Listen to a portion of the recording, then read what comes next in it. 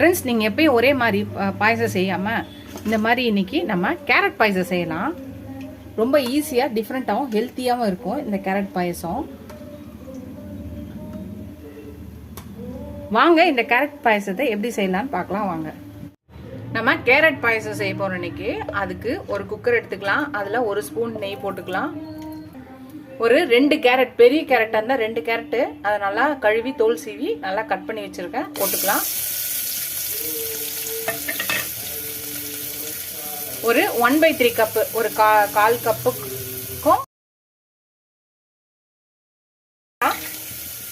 சிறுபருப்பு, பைத்தம்பருப்பு அதையும் சேர்த்து நல்லா கலந்துக்கலாம்.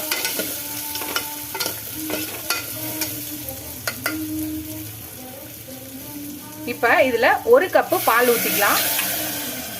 இப்ப இந்த குக்கரை மூடி கரெக்டா ஒரு விசில் வச்சு எடுத்துக்கலாம். பிரஷர் அடங்கினோன்னு ஓபன் பண்ணலாம். ஃப்ரெண்ட்ஸ், ஒரு விசில் வச்சு பிரஷர் அடங்கினோன்னு அந்த கேரட்டும் சிறுபருப்பும் பாலில் வேக வச்சு எடுத்ததை பேஸ்ட்டாக அரைச்சி எடுத்துகிட்டு வந்தாச்சு. இப்போ இது ஒரு பக்கம் இருக்கட்டும். ஒரு பேன் எடுத்துக்கலாம். அதில் ஒரு ஸ்பூன் நெய் போட்டுக்கலாம். நெய் போட்டாச்சு. இப்போ முந்திரி போட்டுக்கலாம். முந்திரியை கொஞ்சம் ஃப்ரை ஆகட்டும். இப்போ திராட்சையையும் போட்டுக்கலாம். ரெண்டையும் சேர்த்து நல்லா ஃப்ரை பண்ணிக்கலாம். முந்திரி திராட்சையும் வறுத்தாச்சு. இப்போ இதில் நம்ம அரைச்சி வச்ச பேஸ்ட்டை ஊற்றிடலாம்.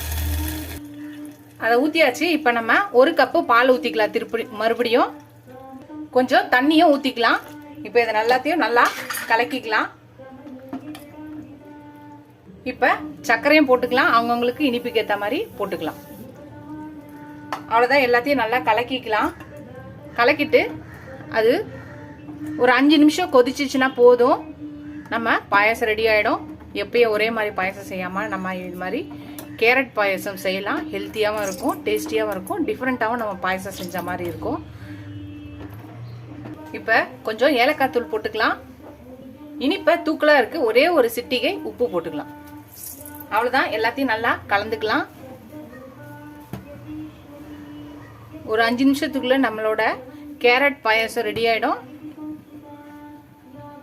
எல்லாத்தையும் நல்லா கலக்கிக்கலாம். இது ஒரு 2 செகண்ட் கொதிச்சிச்சுன்னா நம்மளோட கேரட் பாயசம் ரெடி ஆகிடும். அவ்வளோதான் ஃப்ரெண்ட்ஸ், நம்மளோட கேரட் பாயசம் ரெடி ஆயிடுச்சு. அடுப்பை நிறுத்திடலாம், இறக்கிடலாம். அவ்வளோதான், நம்மளோட கேரட் பாயசத்தை பரிமாறிடலாம். நீங்களும் எப்பயும் ஒரே மாதிரி பாயசம் செய்யாமல் இந்த மாதிரி டிஃப்ரெண்ட்டாகவும் ஹெல்த்தியாகவும் கேரட் பாயசம் செய்யுங்க.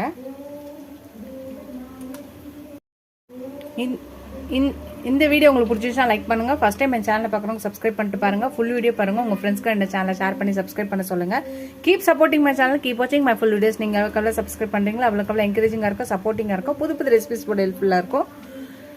உங்களுக்கு செய்யறதெல்லாம் யார் செஞ்சு தருவாங்களோ அவங்ககிட்ட சொல்லி செஞ்சு தர சொல்லுங்கள். நீங்கள் அடுத்த ரெசிபியில் பார்க்கலாம். Tata bye bye friends.